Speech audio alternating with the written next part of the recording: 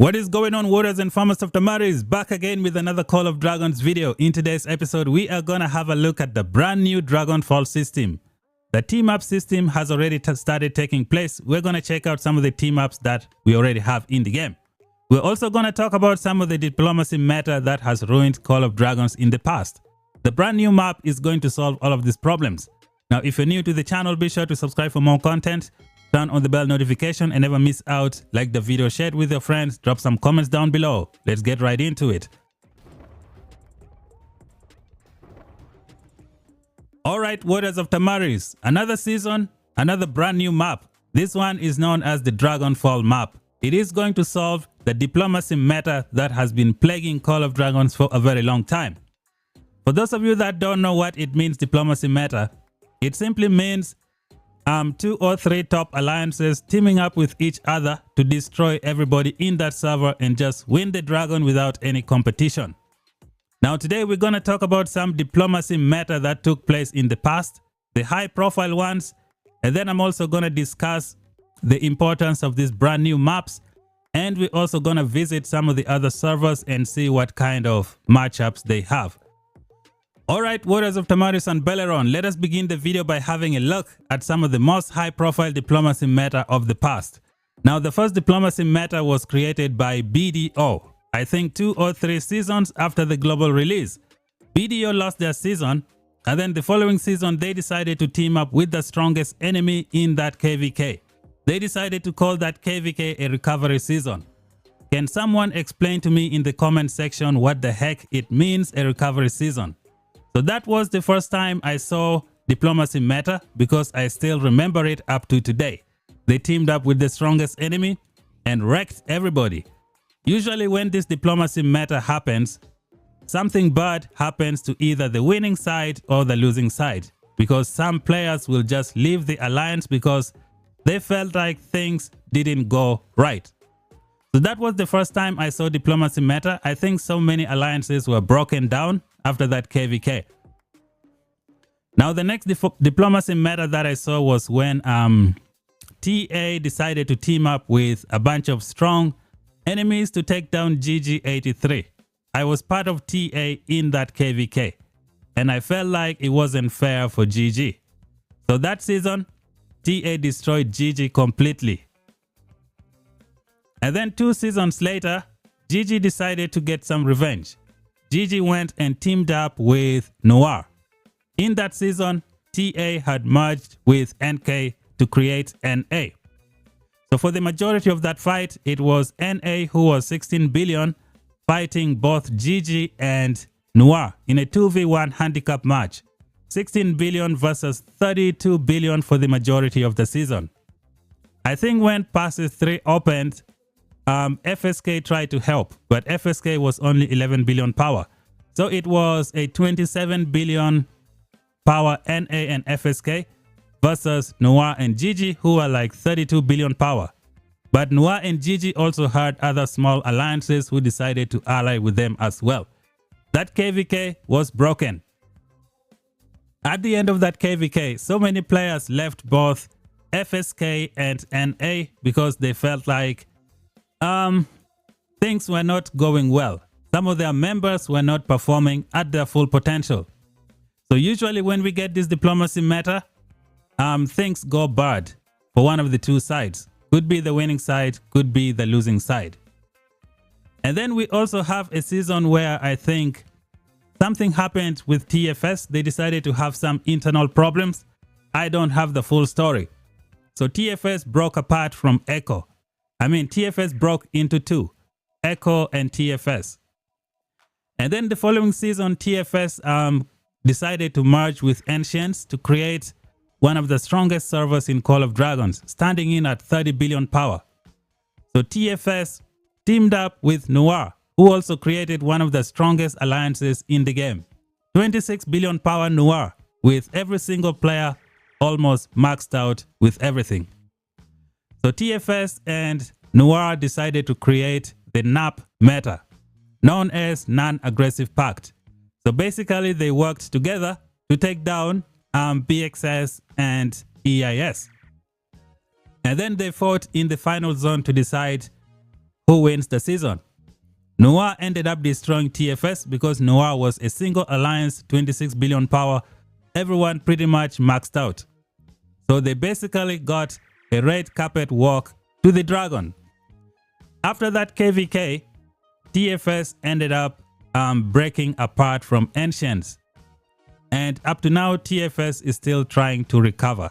I think they might be able to recover, but we shall see with time. Now, there have been so many high-profile diplomacy seasons before. One other diplomacy season was last season, when Noir again decided to team up with their global ally GG and then Kong. They made a KVK that everybody did not like in that server. The KVK turned out to be a 3v1 versus Echo, and then a 3v1 versus NTS, and BXS wasn't strong enough to keep up. So Noir, GG, and Kong got a red carpet walk to the Flame Dragon. But something really weird happened in that KVK, taking craziness to the next level. Noir could not take the crystals from Echo for the Necro Giant. And guess what they did? They decided not to give their Necro Giant to their ally Kong. So Kong ended up with 3 crystals only in that season. Noir ended up taking 6 crystals. I was so disappointed when I saw that happen. I'm like, oh, come on, man. How can you guys do this? This is probably the worst I have ever seen. You take 6 crystals and you don't give 1 to your teammate who helped you win the season. That was very, very bad. Correct me, guys, if Noir ended up giving Kong that crystal, because I don't want to give them a bad name for nothing. So correct me down below if they gave Kong that crystal, and I retract my statement. So those are some of the high profile, diplomacy meta KVK that I've seen in the season. And also last season, people were saying EIS kind of also created a diplomacy meta when they teamed up with Ancients. I don't think that is true for that season, because that season could have gone either way. Now imagine BDO teamed up with Ancients. They could have also been accused of diplomacy meta. But somehow EIS was the one who ended up teaming with Ancients. So I don't think last season was a diplomacy meta. It could have gone either way.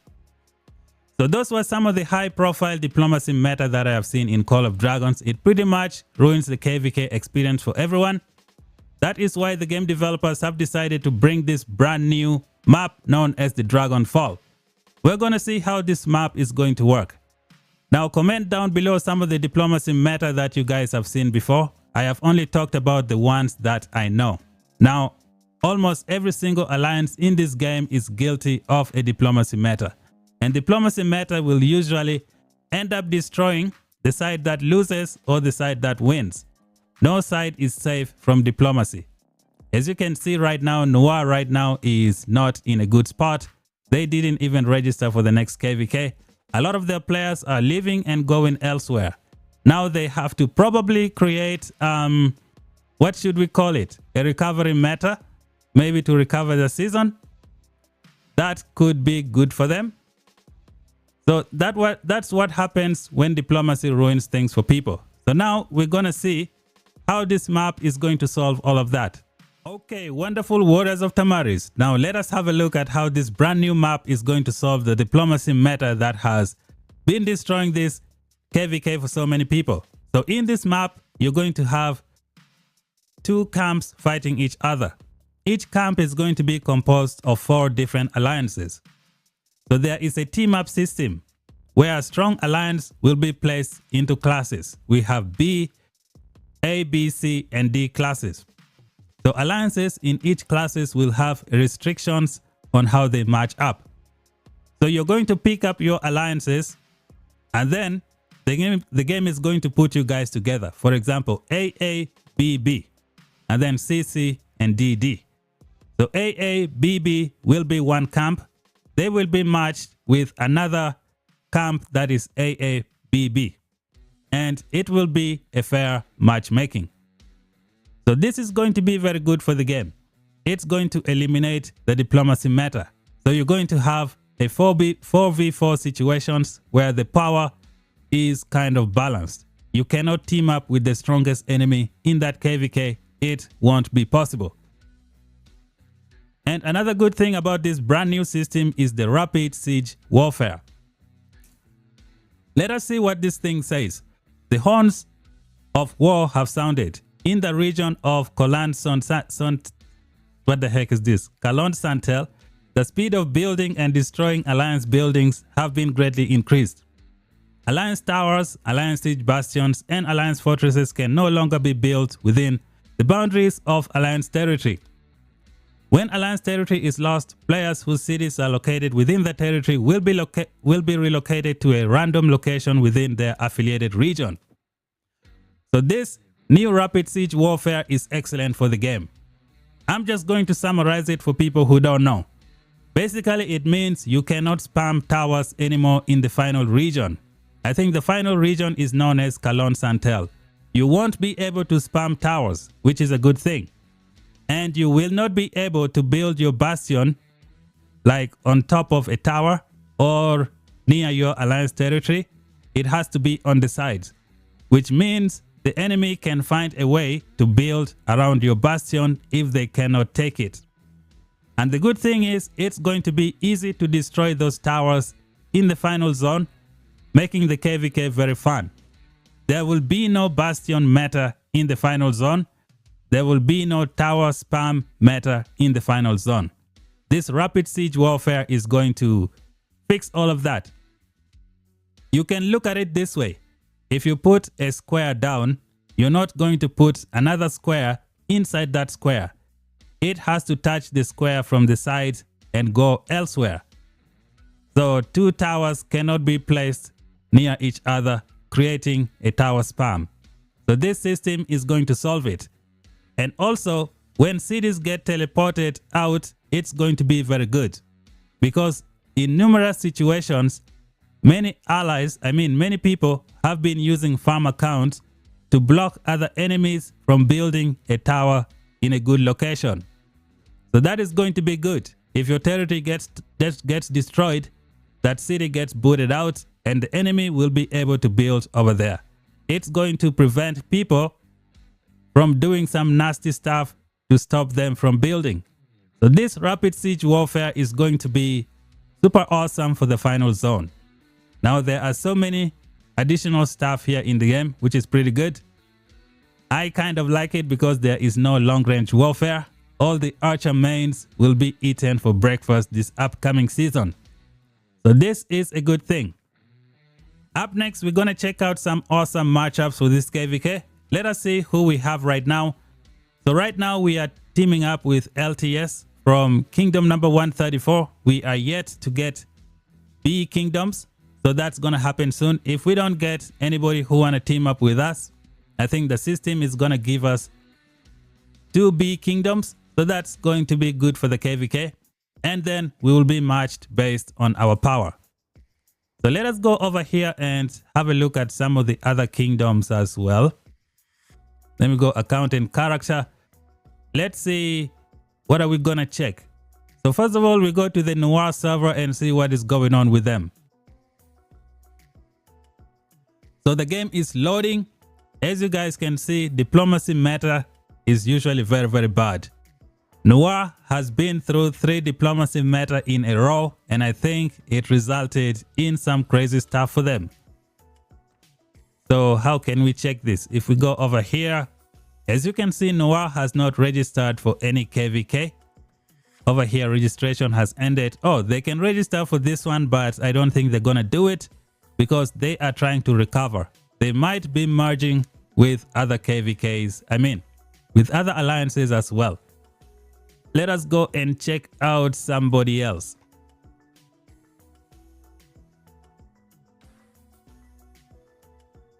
Who can we have a look at from here? Let's see Echo. What's going on with Echo? Who did they team up with? Have they got the full 4 team up system? Let's find out. Okay, look like someone just attacked my poor farm. Welcome back. Oh, come on. I don't want to go through all of this. Okay, this is done. Oh wow, I guess I have to pick another one. Oh come on, stop wasting my time, dude. Get out of here. Sorry guys, we gotta go through this. Okay, here comes the matchup. We see my team. So Echo server number 60 has teamed up with 68. This must be GG. And then they teamed up with number 3 and then number 266. So this one is pretty much done. Let us go and check another server as well. Another high profile kingdom in the game. Let me see when I scroll down here. Okay, let's see who BDO is having. By the way, I think the first ever diplomacy meta started out with BDO in that recovery season. I still don't know what that means. So this is the BDO server. Let us see what this is. Who did they get? So you have SSG 229, BDO 41, and then we have 286, and then we have 81. Okay, so this is the BDO server. Let us see another high profile alliance in the game, which is the EIS. Who did they get? What is EIS server? Is it 61? Should be this one. Let's check it out.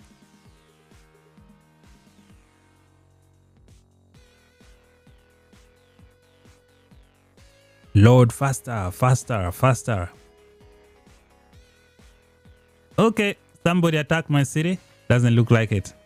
So let's see who EIS teamed up with. So you have EIS 61 teaming up with P2W number 85, also with Kong, and then with BXS. Okay, I see. EIS and BXS have teamed up together a lot in the past. So this one is expected. Okay, so this is the Kong alliance that I was talking about, guys. These guys helped Noir win the season, and I think Noir decided not to give them a single crystal. I don't know what kind of diplomacy that was. It was disappointing. I was a little bit disappointed. That was just terrible. Unless I am mistaken. Did Kong get a crystal? Someone comment down below. I retract my statement if they commented. I mean, if they got the crystal. So those are some of the matchups that we have so far. And that's pretty much it, guys, for the video. I think this new system is going to solve a lot of problems in Call of Dragons. This new Dragonfall is going to be awesome. Diplomacy meta has ruined so many alliances in the game. Usually it results in other alliances disbanding and, you know, losing a lot of players. It happens everywhere. Almost every alliance is guilty of diplomacy meta. So that's it for the video, guys. If you're new, subscribe for more content. Until then, I'll talk to you guys in the next one. Bye bye for now.